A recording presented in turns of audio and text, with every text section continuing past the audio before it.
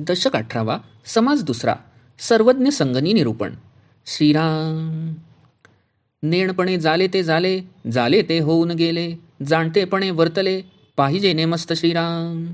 जाणत्याची संगती धरावी, जाणत्याची सेवा करावी, जाणत्याची सद्बुद्धी घ्यावी, हळूहळू श्रीराम. जाणत्यापासी लेहो शिकावे, जाणत्यापासी वाचू शिकावे, जाणत्यापासी पुसावे सकळ काही श्रीराम.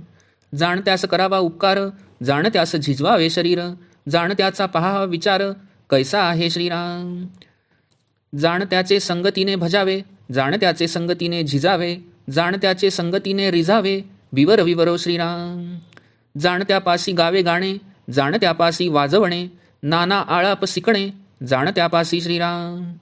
जाणत्याचे कासेसी लागावे, जाणत्याचे औषध घ्यावे, जाणता सांगेल ते करावे पथ्याआधी श्रीराम. जाणत्यापासी परीक्षा शिकणे, जाणत्यापासी तालीम करणे, जाणत्यापासी पोहणे अभ्यासावे श्रीराम. जाणता बोलेल तैसे बोलावे, जाणता सांगेल तैसे चालावे, जाणत्याचे ध्यान घ्यावे नाना प्रकारी श्रीराम.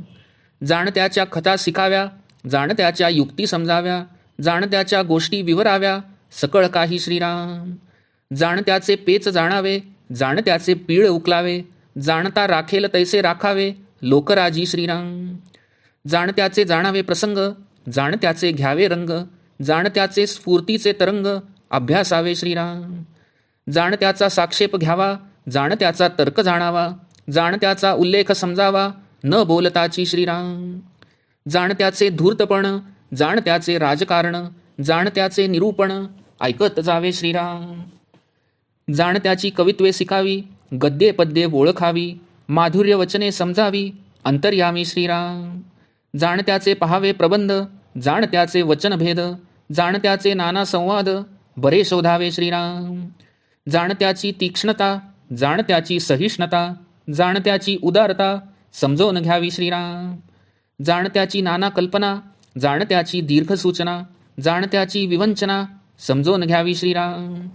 जाणत्याचा काळ सार्थक, जाणत्याचा अध्यात्म विवेक, जाणत्याचे गुण अनेक अवघेच घ्यावे श्रीराम. जाणत्याचा भक्तिमार्ग, जाणत्याचा वैराग्य योग, जाणत्याचा अवघा प्रसंग समजवून घ्यावा श्रीराम. जाणत्याचे पहावे ज्ञान, जाणत्याचे शिकावे ध्यान, जाणत्याचे सूक्ष्म चिन्ह समजवून घ्यावे श्रीराम.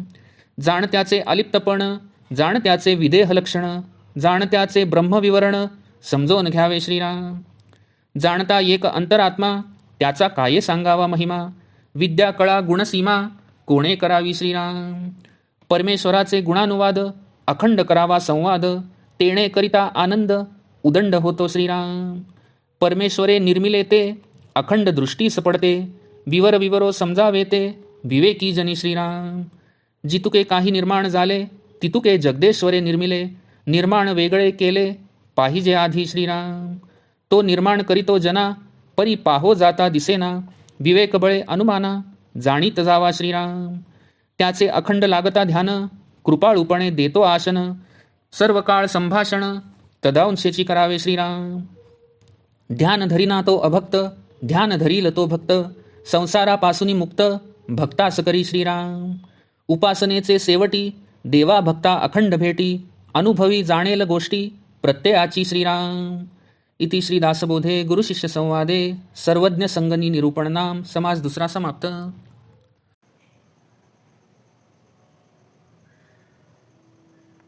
दशक 18वा समास दुसरा सर्वज्ञ संग निरूपण. श्रीराम. नेणतेपणाने जे झाले ते झाले, झाले गेले होऊन गेले, पण आता तरी जाणतेपणाने वागले पाहिजे. जाणत्याची संगत धरावी, जाणत्याची सेवा करावी आणि हळूहळू जाणत्याची सद्बुद्धी घ्यावी. जाणत्यापाशी लिहायला शिकावे, वाचायला शिकावे, जाणत्यालाच सर्व काही विचारावे. जाणत्यावर उपकार करावा, त्याच्यासाठी आपले शरीर झिजवावे आणि त्याचा विचार काय आहे हे जाणून घ्यावे. जाणत्याच्या संगतीने भगवत भजन करावे, त्याच्या संगतीने कष्ट सोसावेत, जाणत्याच्या संगतीत विवरण करीत संतुष्ट व्हावे. त्याच्यापाशी गाणे गावे, वाद्य वाजवावे, जाणत्यापाशी संगीत कलेतील विविध आलाप वगैरे शिकावे. जाणत्याच्या नादी लागावे, जाणत्याचेच औषध घ्यावे आणि तो सांगेल त्याप्रमाणे पथ्य आधीही करावे. जाणत्यापाशी परीक्षा कशी करावी हे शिकावे, जाणत्यापाशी तालीम करावी आणि जाणत्यापाशीच पोहण्याचा अभ्यास करावा.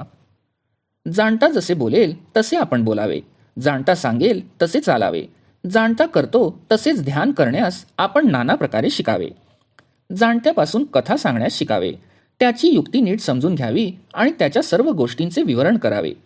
जाणत्याचे डावपेच जाणून घ्यावेत, जाणत्याचे पीळ उकलावेत आणि तो ज्याप्रमाणे लोकांना राजी राखतो तसे आपणही लोकांना राजी राखावे.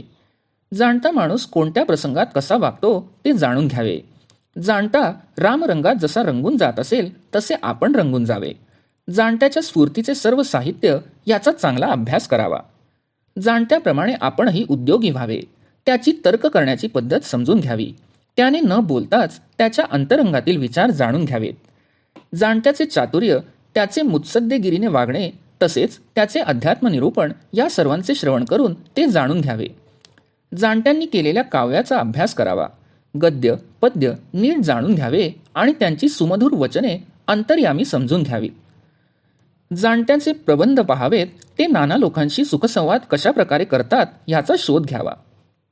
जाणत्याची तीक्ष्ण बुद्धी, त्याची सहनशीलता आणि उदारता समजून घ्यावी.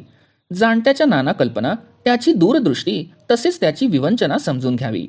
जाणता आपल्या काळाचे सार्थक कसे करतो, त्याची अध्यात्म विवेक समजून देण्याची पद्धती व त्यानुसार त्याचे आचरण आणि आणखीही त्याचे अनेक गुण आपण सर्वच आत्मसात करावे.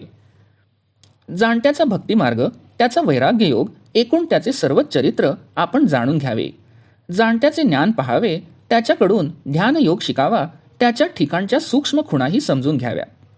जाणत्याचे अलिप्तपण, विदेह लक्षण आणि ब्रह्मविवरण समजून घ्यावे.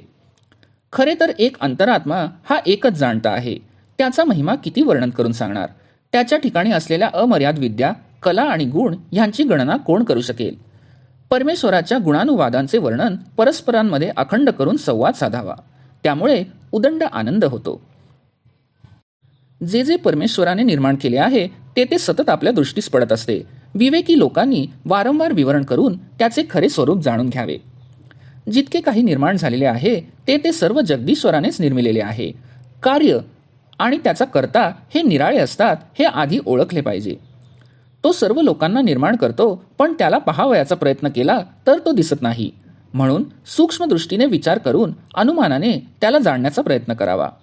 त्याचे अखंड ध्यान लागले की तो कृपाळूपणे खायला प्यायला देतो, योगक्षेम चालवतो. सर्व काळ साधकाने त्या जगदीश्वरासंबंधीच संभाषण करावे. जो सतत अनुसंधान करतो, ध्यान धरतो, तो भक्त जाणावा. जो ध्यान धरीत नाही तो अभक्त जाणावा. त्याचे ध्यान धरले असता तो ध्यान करणाऱ्या भक्ताला संसारापासून मुक्त करतो. उपासनेच्या शेवटी म्हणजे जेव्हा उपासकाचा वेगळेपणाचा भाव नष्ट होतो, अर्थात त्याचे आत्म्याशी पूर्ण तादात्म्य होते, तेव्हा देवाची आणि भक्ताची अखंड भेद होते. या अनुभवाच्या गोष्टी अनुभवीत जाणतो. इति श्री दासबोधे गुरुशिष्य संवादे सर्वज्ञ संघ निरूपण नाम समास दुसरा समाप्त.